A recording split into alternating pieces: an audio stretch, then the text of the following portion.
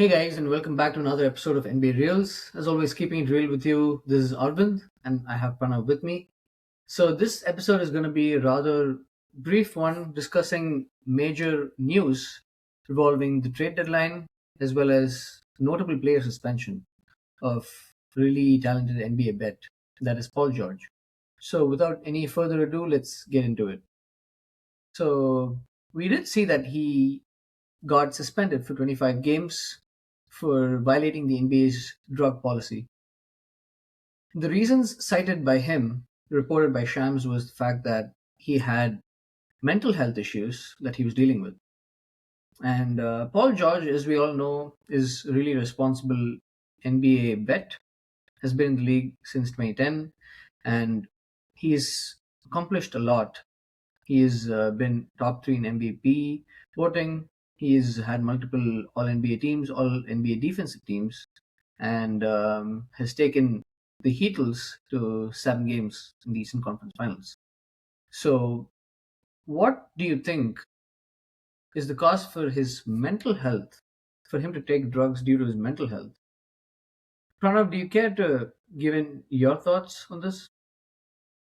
Yeah, I think that in some sense, I sort of expected the drug to be something maybe a little more serious, geared towards like a professional athlete, like steroid abuse or something like that. But Yeah, it was kind of crazy to hear that it was like a mental health related drug that he was taking. And knowing Paul George, like I think since you spoke about the Heatles, looking at his career after he left OKC, right? Like if you remember the bubble, there was this point in Paul George's career where we didn't know if it was basketball talent that he was missing or whether it was something that was missing mentally, like maybe something didn't click mentally. Because in my opinion, um, the series against the Nuggets in the bubble was definitely supposed to be won by the Clippers, and they were up yeah, 3-1, and Kawhi and PG were firing on all cylinders, and then they completely melt down after having multiple leads in game 6 and game 7, if I'm not wrong. And yeah, this was there is this one very famous clip that we always see on social media about Paul George taking a three and hitting the side of the rim, side of the backboard, sorry. And it just goes to show you that maybe he was going through something since then, and playing in a place like the bubble really worsened whatever he was going through. So this help that he's been getting, I hope it's been doing good for him. We both know that Paul George could have been something exceptional, right? If I look back at his career, back when he was playing with the Pacers, I feel like he's the only guy who actually gave LeBron and the Heatles any competition. Game 7 in 2013. And he was their, future star. He was the Eastern Conference, number two, clear number two. He was supposed to be the superstar, but then um, I don't want to talk about that injury. That was one of the most gruesome injuries I've seen. Um, his career was cut short after the injury. And do you think he made the right decision leaving Indiana? Because I feel like him staying in Indiana would have made more sense. at that point of time, I definitely feel like him leaving Indiana was the best option that he could have chosen for his own career because he'd been there since 2010, and he kept running to LeBron and just getting swept in the playoffs. And uh, the opportunity to pair with Westbrook and Melo in OKC to rival the Warriors was definitely something that any superstar of his caliber would have taken. And I still feel like if he had to go back and do it all again, he would do the same. Because think about it, I still remember the hype we all had when we saw that OKC was getting their own big three with Melo and PG joining Westbrook. And to be frank, the first season, Melo was not himself at all. And I think the season prior was when we saw the last of Carmelo Anthony being himself, like the pure scorer we know, and the offensive gravity that he carried on the floor itself. But since that 2017-18 season, when they fizzled out against the Jazz in the first round, when they lost to a rookie Donovan Mitchell, I feel like that was very, very unexpected. We did not expect them to lose in the first round, let alone in such fashion to a Utah team that had little to no experience in the playoffs.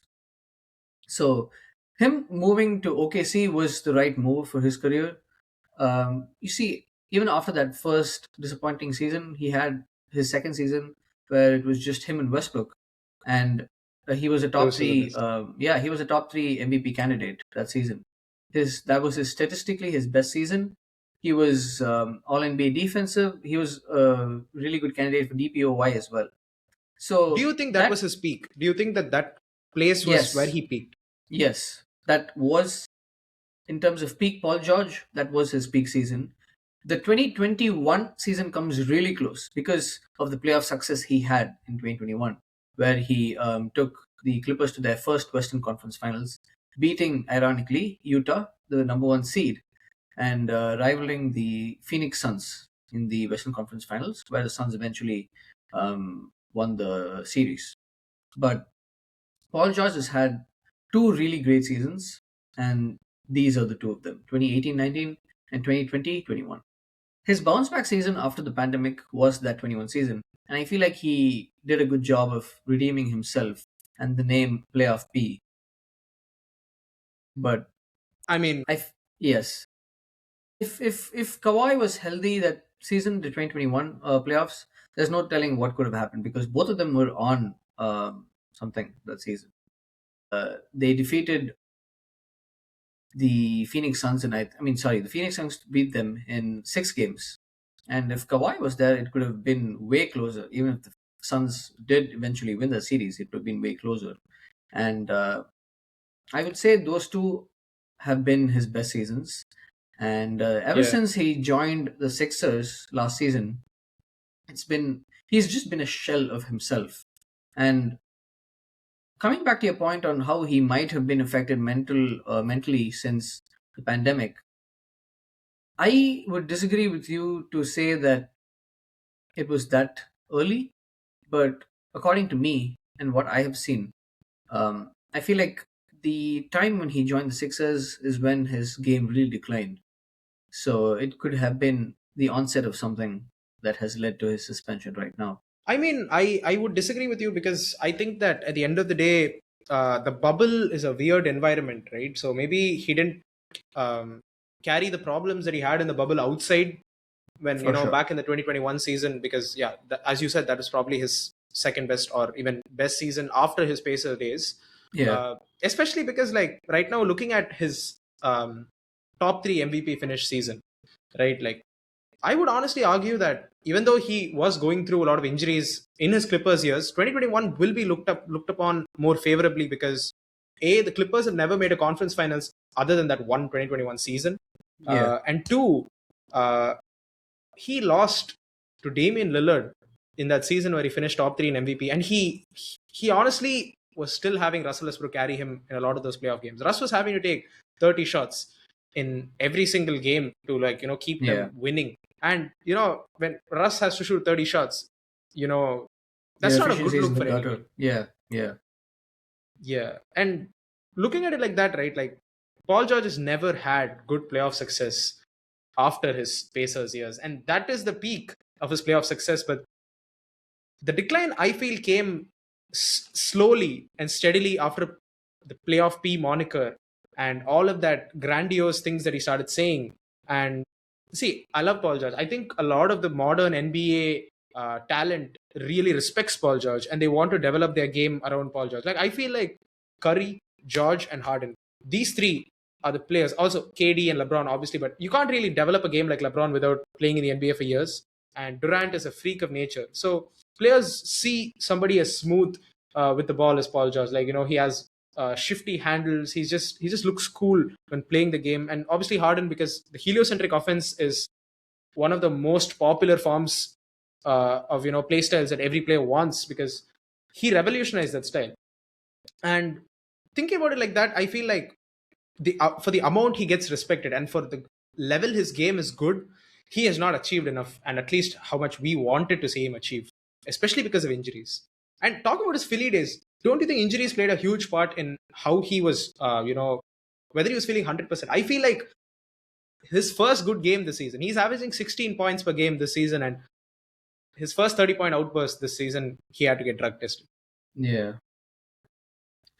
See, the thing is, he definitely had problems with his knee after joining the Sixers. If you remember, he had the knee um, contusion, but it's just about time where he kind of adapts to his new role on the Sixers because of Maxi and Embiid being the primary scorers. I feel like PG has taken a slightly more passive role than he usually would, and that has really helped Maxi develop into the star that he is today. And no, there's no absolute doubt on Paul George being really mature veteran who can guide players like Maxi to be the best versions of themselves. But it's also about making sure that he is able to carry his game forward in a sense that helps the team. The Sixers have been on a hot streak of late, and to get the news of his suspension was definitely a bombing aspect. But it's really about time the Sixers make some noise in the playoffs and try to get past the second round, especially with Jason Tatum being out this season. There's a particular window that certain teams have. For example, Kawhi and the Raptors in 2019. That was the first season after LeBron, and you need to they capitalized it the best way possible. Without the biggest force in the East, they made sure to get past everyone in the East, including the MVP Giannis that season, and they forced their way through to the NBA Finals. And that's what you call making sure you capitalize on the time frames of certain things. My opinion, this season the Sixers are in that kind of a situation where they have to maximize um their season. Obviously, the Pistons and the Knicks are still out there, and although Tatum's out, the Celtics are pretty strong this season. But They're very strong. yeah, it's really about making sure you at least perform your best. Because the reason the Sixers have not crossed the second round is not because of not having enough talent or injuries and anything like that. So they just have flat out been abysmal. For example, even in Game Seven against Boston in 2023, they had no business failing that bad. Yeah. And there are They'll need certain Paul George. They'll need Paul George in the Paul playoffs. George to be himself. Yeah, he cannot keep up this play style of not being consistent at all. Especially in some game series, that's what you need: consistency. The consistency is what gets you past like 4 games before the other team. So I really have high hopes for the Sixers come playoff time. I know there are other teams like the Pistons that are young, that are energetic, that can rout teams like the Knicks themselves, but it's now or never for the Sixers. Embiid is starting to look like his MVP self of late, and I hope they can make him stay healthy. Yeah, and I hope that, like you said, with Embiid and Maxi now being in the offense, I hope Paul George doesn't get lost in the scuffle, because I believe he's the third leading scorer on the Sixers right now, and he will be very important for them to have any sort of success in the playoffs, because come playoff time, Embiid will be double teamed. Maxi actually will get double teamed more than Embiid Yeah, too at certain points, and yeah, teams will game plan, and Paul George might need to bail them out in a lot of possessions, for sure. like that Clippers game against Dallas, where Paul George hit a couple crazy shots to keep them. Like Yeah. every single year when Paul George has been called, he's tried to respond every year. Some years he's come up short, but I hope that his career comes back in Philly, because he's a really entertaining player to watch. So yeah, just really Yeah. sad, but let's see how this goes. And I feel like the other thing that we want to talk about were the high impact trades of the season. And the funny aspect is that throughout the season, there were not any trades or mini trades at all. And then from the first week of February, they just started booming. Like we were having multiple trades every single day, and it was left, right, and center. Every single team was almost getting blockbuster trades. And I think the whole thing started with Keon Ellis and Dennis Schroeder coming to the Cavaliers from Sacramento for DeAndre Hunter. And in my opinion, DeAndre Hunter is not the person who could have contributed to the Cavs in any way. Because even last season against the Pacers in the playoffs, He was not what he was expected to be when they acquired him in the regular season. So the Cavs were the number one seed in the East last season, and during the trade deadline, they acquired DeAndre Hunter, and everyone was like, "Oh wow, this is definitely going to be like the key to get them to the NBA Finals." And they did not cross even the second round, and that was primarily because of DeAndre Hunter's lack of It was performance. primarily because of the Pacers being crazy, bro. Also, right? I think the That is Cavs were also good. true. Cavs were Yep. not you can't lose to a team in five if you're the number one seed. Come on. DeAndre Hunter getting shipped out to Sacramento was a pretty good deal, in my opinion. Chicago, in the process, received Dario Saric, and the Cavs received Emmanuel Miller through the Chicago Bulls, Dennis Schroeder, and Keon Ellis from the Kings. And so far, they have been performing pretty good. Dennis Schroeder has sadly become the NBA's journeyman. He has played on the second most number of teams, or he has been traded the second most number of times after Trevor Ariza, and that is saying something.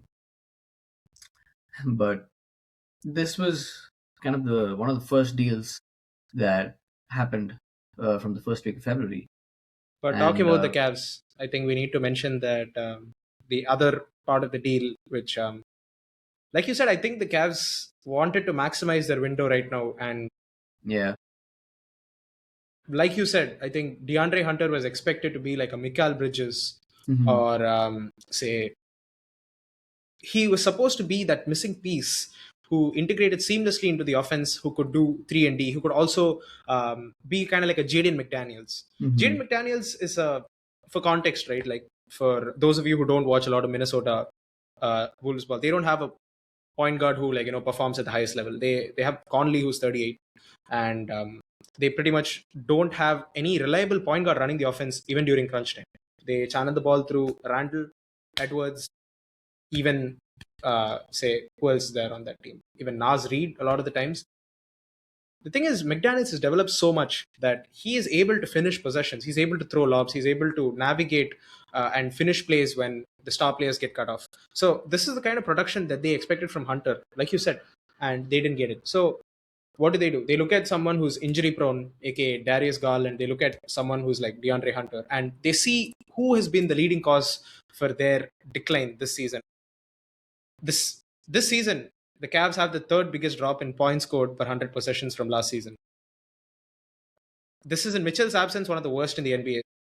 They got Keon Ellis, who is shooting a career 41.6% over his last 4 seasons.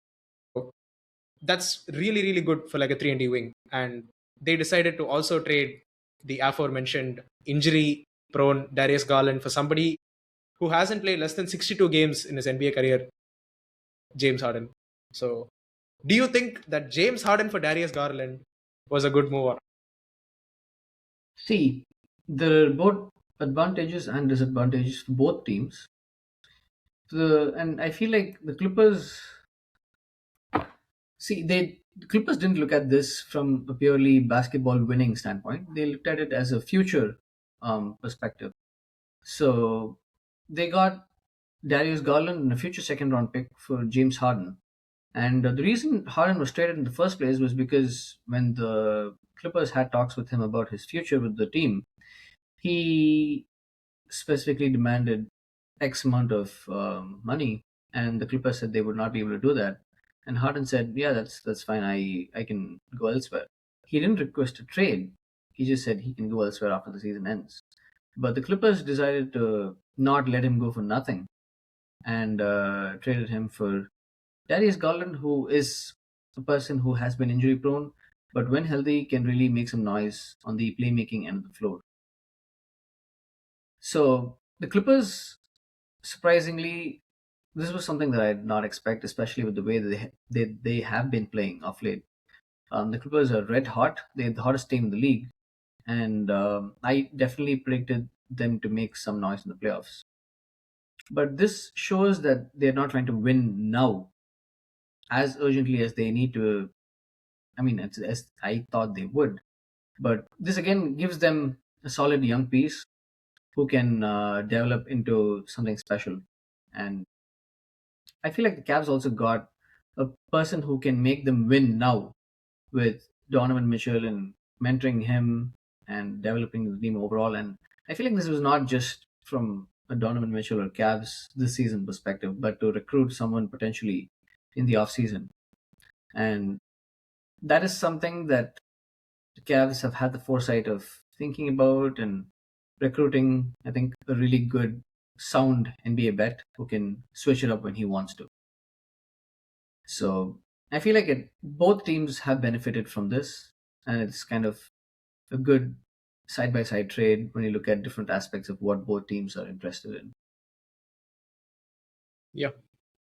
And going on to the Clippers, because I feel like the Clippers have basically done like a dumpster fire, and they've realized that they don't want to keep any assets who they don't think will mature into what they want. So they've Yeah, traded Harden, they've traded Zubac, and trading Zubac was like kind of crazy because this was a guy who they've had for like 7 to 8 years now. He came from the Lakers and he's just flourished into a really good big man now. They traded Zubac to the Pacers, and this is really sad to me because, you know, to me, Zubac was one of the biggest Clippers identities. Like, it was like kind of seeing Zubac and Terrence Mann and everybody leave, like, even Patrick Beverly and all of these players. And it seems like the Clippers are like a shell of what kind of defensive minded, identity that they had. It just sucks, man. yeah. Like right now, what are the Clippers doing? They're keeping somebody like Kawhi Leonard, who's also very injury prone, and trusting that he can get free agents to come play with him. Look how well that worked out with Paul George. I feel like what the Clippers are doing is just trying to maximize some window, but bro, the window came and it went and it came and went again. It's like that. This is the definition of insanity. It's just doing the same thing over and over again, expecting different results. You had Russ, you had Harden, you had PG, you had Kawhi. Instead of trying so hard, why didn't they just maximize Kawhi in the first place, man? Like either keep him and maximize him or trade him. Like now they're doing another kind of pseudo rebuild, trying to get some of their picks back, and it's just really sad for the fan base. It's just a wastage of Kawhi's time now, that is what I feel. Yeah, yeah. Like, You you know, need to I could be win wrong. now. You need to win now. He's been healthy this season, touch wood. And with such a situation where he's not healthy sometimes, you need to really maximize the time when the Clippers are actually winning instead of playing for or making moves that are targeted for the future. So I feel like Kawhi is a superstar whose time is being wasted on the Clippers, honestly. Yeah, completely agree But with you. Completely agree with yeah, you there. but another trade that I want to talk about was the Knicks getting Jose Alvarado for Dalen Terry and a few second round picks and cash considerations. What do you think this will do for the New York Knicks? Because I see them as contender for the East, and they just added a 3 and D player. So, in my opinion, right, like I'm not really high on this trade. Okay, I think you might be a little more high on this than me, but in my opinion, getting Jose Alvarado does not really um, move the needle too much. They've just addressed like a requirement for their like backcourt, right? They want Yeah. somebody who's defensive and somebody who Mike Brown can like reliably throw into any Hmm. lineup. And he's obviously going to play till like a little bit more. Um, but I'm excited to see what kind of energy he brings. So these are the kind of guys who's like kind of like Dylan Brooks or uh, who's that other guy? Dylan Brooks or Tyus Jones or some people like that who come in and they're like energetic and then they bring it every single game. Like even Russ, obviously, but he's a lot better than these other folks that I'm mentioning. But I'm hoping that the Knicks can figure out how to integrate him into this offense. But do you really think his production is going to make that much of a difference in the playoffs when the rotations thin down? And okay, let's look at the Knicks roster, right? Like it's going to be um, obviously Jalen Brunson, it's going to be Cat, it's going to be Mikal, it's going to be Hart, it's going to be actually, you know what? Now that Mike Brown has taken over, I doubt Hart will get as much playing time as he did under you know Tibbs. Tibbs. But do you think he's gonna play the exact style? Because I feel like a lot of changes are gonna come once Mike Brown actually finishes his final form of his offense. I feel like the starting lineup as it is right now, with Anunoby being the other person that you're trying to mention, I feel like their play style as of now is Josh Hart being like the guy who can rebound and who can push the pace and always bring that energy in. So I feel like his role is primarily not going to change. But I'm glad you mentioned Mike Brown because I have an interesting analogy to make. You remember when he coached on the Kings, he had like Keon Ellis, who he could throw when they want like quick threes and like tight defense to be played during crunch time or whenever. I feel like Jose Alvarado is gonna be his Keon Ellis on the next when he can It's a lot of score. trust. He can it definitely has to develop over time with the Knicks. But if all goes well, he will be the person who can catch and shoot in crunch time and play some defense. And that is what I think teams really need. It's more of role players knowing their role. As we have mentioned multiple times in the podcast, it's not about your star players just doing everything. It's about your star players being supported by role players who know what their role is. Like, if your role is to find the star player, then that is what you'll have to do. If your role is to stay ready off a double, then that's what you have to do. If your role is to slash and cut when the ball handler is being doubled, then that's what you'll have to do. And if your sole role is to get defensive stops like Jared Vanderbilt, then that's what you'll have to do. And Alvarado, in my opinion, is a person who knows his role. And with the right amount of coaching and playtime, I feel like he can actually make some impact in the playoffs, even with limited rotations. Yeah, yeah. It'll be exciting to see. I feel like the Knicks have a lot of things to figure out, especially against the number one seed Pistons, who they got whooped multiple times this season. So we'll have to discuss that on a future episode. For sure. But yeah, hopefully this trade helps them with that. Yeah. And yeah, moving on to the next trade. One thing I'm really excited to talk about is the Wolves finally trading for somebody who can like help their backcourt a little bit with more. Like I said earlier, they need a little bit more help in the backcourt. They've Yeah. traded away Mike Conley, Rob Dillingham, and Leonard Miller for Ayo Dosunmu and Julian Phillips. So Ayo Dosunmu, for those not familiar, is one of the best shooting and playmaking players from the Bulls, and quite literally, in my opinion, he fits in really well with the Wolves. At least I think that his true shooting and his 3 point range shooting are really good. So hopefully they can integrate him into the offense, and I'm really excited to see how Minnesota plays him. Maybe they stagger him and Ant. Maybe they have both of them on the court during crunch time. But I think it's a major upgrade because Rob Dillingham was clearly not ready to be their Nikhil part two, and since Nikhil left in free agency to go to the Hawks, they Yeah. now needed somebody who could fulfill his role. So the Sunmu seems like the perfect replacement on paper, at least. And with the Wolves bench being as thin as it is, they are like below top 10 in the NBA currently. So hopefully this gives them a spark and some people to plug in when playoff rotations get really thin. Absolutely, I agree with you. And you mentioning Mike Conley is funny because he went to Chicago, um, and Oh yeah, yeah, and he went to Charlotte after that, and now he's been bought out and is eligible to and was eligible to sign with the Timberwolves, and now has signed with the Timberwolves again. So that's I'm really happy for Mike. I remember Ant saying that he wanted to get a championship for Mike Conley, and that they have been close, especially the past couple of seasons when they've been to the Western Conference Finals. So it's glad to see Mike have a chance to actually make that a reality in the future. So that was something that I just wanted to touch upon. But I completely agree with you about Dosunmu. He is a person who can make a good impact come playoff time, especially with um, as a supporting cast for Anthony Edwards.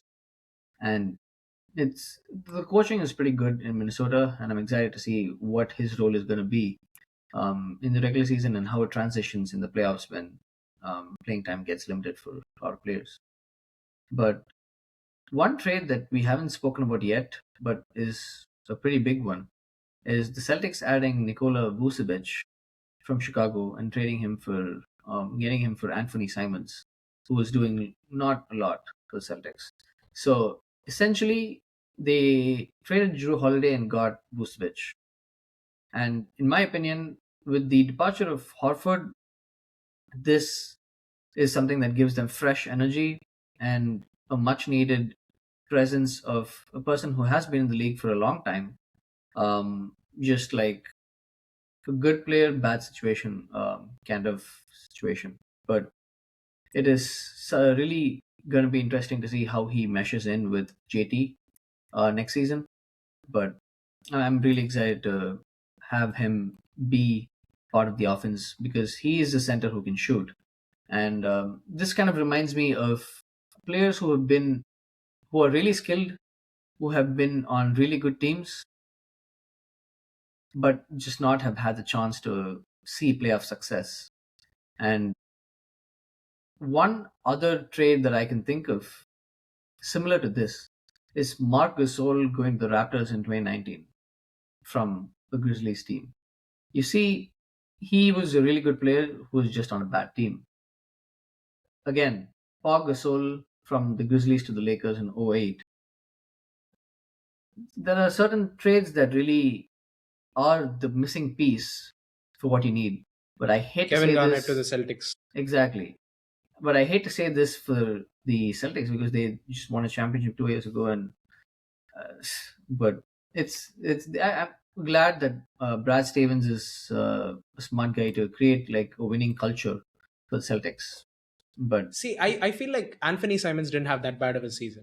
I feel like he was he didn't actually have really bad good. season.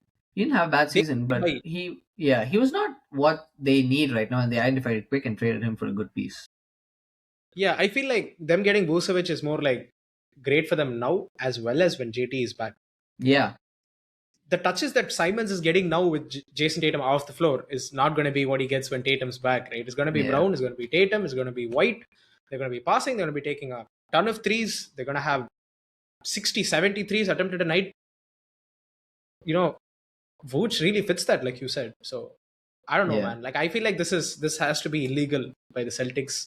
They are currently the team with the best point differential in the entire Eastern Conference, and they're just getting better and better. And their best player, okay, I think Jalen Brown is their best player currently with an MVP case. For sure. But Yeah, yeah, and when Tatum comes back, I feel like the East is closed again. It's kind of like LeBron going back to the Cavs type situation. You're not going back to the finals, but you're not even probably sniffing the conference finals if you're not lucky when the Celtics are fully healthy. That's at yeah, least my opinion. So yes. yeah. I mean, they are able to maintain their core, and they're just gaining more and more playing time and experience over the years. And this one season for JT would definitely give him the much needed rehab time. And when he's back, he's gonna be on demon time. I'm pretty sure. There were a lot of talks about Giannis potentially going to the Warriors, but they ended up with another power forward, um, Kristaps Porzingis, and they traded away Jonathan Kuminga and Buddy Hield for him. Kuminga did request a trade, so it was about time they actually fulfilled his request. But this shows that the Warriors were trying to rebuild and kind of maintain their Steph, Draymond, Clay core for a really long time. Like not giving the young guys a better chance, like trading away Jordan Poole after he was the one who got punched, and like there are certain balances that you would have to create on your team to make sure that you're not too greedy, to make sure like that you have everything built for the future, as well as maximizing Steph, Clay, and Draymond. And the 2024 season, where Clay had his terrible performance, after which he left the Warriors, was kind of the beginning of the end when both the traditional old core was getting old and they were not able to make the balance between playing the young guys and making sure that Steph was getting the production that he can get in his later years. Kuminga is a person who was traded solely because of the fact that he wanted to have the ball more and have more playing time, but he was not able to find Steph. when the team needed it. And Kuminga is more of a, I feel, guy that really doesn't fit the Warriors system. He's For sure, not I that, agree. oh, defer to Steph and get your Yes, yes, touches with the exactly. offense kind of guy. No, that's what I mean. Like, how long are you gonna keep asking young players to defer to Steph? Is my point. Like, if you want to develop the young core, you'll have to give them a chance to be their own selves. And I feel like Jordan Poole really did that on his own, where he was able to create name for himself by dominating the non-Steph minutes to the point where he was given the ball during the Steph minutes and was not penalized for it. And that is a prime example of a player who was really shining with Steph. But sadly, because of the fight with Draymond, Jordan Poole's career completely just um, fizzled out, and now he's just a shell of himself.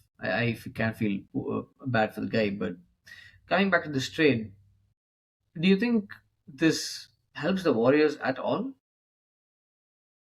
I think this is the first great center they've had since Boogie Cousins. So that says a lot about how the Warriors pretty much play small ball throughout their entire, you know, playoff success, and that's crazy to me because Kevon Looney is the only good rebounder they've had, man, and the rest of the team Yeah, really picks up the slack. And looking at this trade, if Kristaps Porzingis is healthy, it's actually a really good trade because Porzingis, when healthy, was a big pickup for the Celtics, and he yeah, did play a few finals games as well, and he yeah, was pretty yeah, good in their playoff, not in the playoff run because he was like primarily injured most of it, but yeah. even during the season, I mean, he was pretty good for them. And so if he is healthy, I feel like he can play alongside Steph if the chemistry and everything works and the Warrior system, he adapts to it. But he played pretty much very, very, very limited minutes for the Hawks. And I don't know. It just seems like it's now going to be good if he doesn't play because this trade essentially means that they're just freeing up cap space in the future to maximize another star. So the Warriors not getting Giannis, I knew they'd probably not get Giannis because, like, why would Giannis want to play with Steph? It's pretty much going to a team where somebody is going to say, oh, Steph is winning his next championship and Giannis will not get any credit. He's seen KD do it. KD was the best player on that team and still Steph gets all the credit. It's going to be the same story again, whoever joins Steph. This is pretty much why I feel no superstar wants to go to Golden State because it's Steph's team, right? Like, so you pretty much live and die with Steph. That's pretty much it. Once he retires, only you can move on. While I agree with that, I don't feel like that was a deterrent to Giannis wanting to play with Steph. I feel like at this point I he actually just saw a report that said that. Like it was oh saying that okay I don't want like some kind of thing. It may not be true, but like I did yeah see him saying like I don't want to play under Steph's shadow, which I understand, man. Like it makes sense, right? yeah, and the fan base is gonna treat you like shit either way because they prioritize Steph over anything, and getting the love from fans is not something that you can really get if you're like another player that joins the Warriors at this point of time with Steph there. So I understand, but yeah, we'll have to see how this move helps the Warriors next season because this season is looking pretty bleak with Jimmy being out for the entirety of the season. But yeah, and I think before we wrap it up, I want to talk about one last trade, and that is Anthony Davis going to the Washington Wizards for Chris Middleton. The entire trade is Anthony Davis, Jaden Hardy, D'Lo, and Dante Exum going to the Wizards, and Dallas getting Chris Middleton, AJ Johnson, Tyus Jones, and Marvin Bagley the third, along with a few um, second round picks and a couple first round picks. I kind of feel bad for AD because he just keeps getting bounced around. He had a lot of stability on the Lakers for about 5 years or so, and now he was there for one season. Now he's been shipped uh, in the middle of the season. So I kind of feel bad for him, but I don't really see if the Wizards can make some noise if AD stays unhealthy even next season. I know I saw reports that he's going to sit out the season to completely recover and be ready for the next season. So I really want Trey Young and AD to be like the pair that makes a lot of noise in the East, even with the East being stacked with the Pistons and Celtics with JT coming back next season. I hope the Wizards can at least make a top five seed appearance.